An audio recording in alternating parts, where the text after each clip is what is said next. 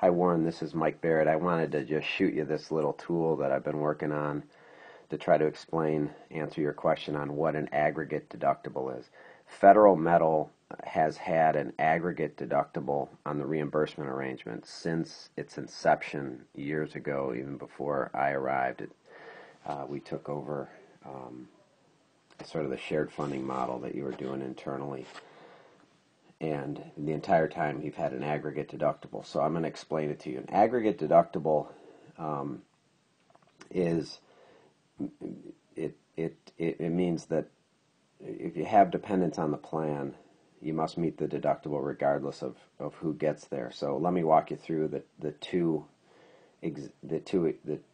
ways that deductibles are set up. The first is a single deductible. Let's imagine that because you have a couple of plans with Federal Metal, and I'll explain how it applies generally. If you have an aggregate deductible and you're a single on the plan, meaning you're just a single guy with no children, your wife, you're not married, or your wife has coverage elsewhere, and you have a $500 single deductible. It's really simple.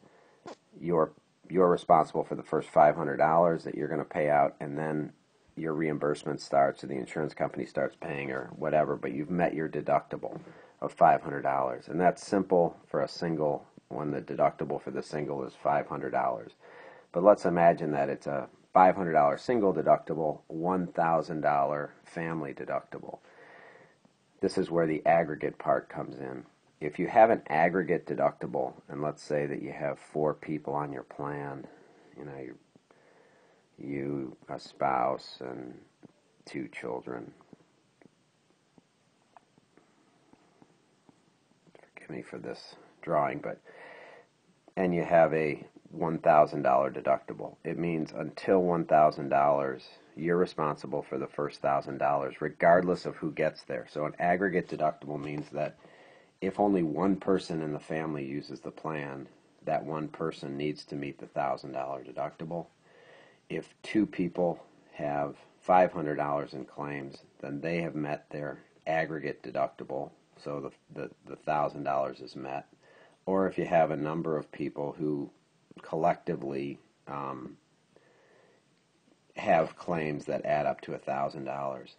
So regardless of how you get there, whether it's one person, whether it's 2 people, or whether it's everybody contributing, your reimbursement does not commence until you've met your $1,000 deductible. I'm not sure what plan you're on. I'll check, and then you can also change during open enrollment. And Kathy Salisbury and I can get you a claims report just to show you where you are to date. I hope that helps, and if you need further clarification on what the aggregate deductible is, just let me know. If you have any other questions, just fire me an email, and I hope that helps. Thanks.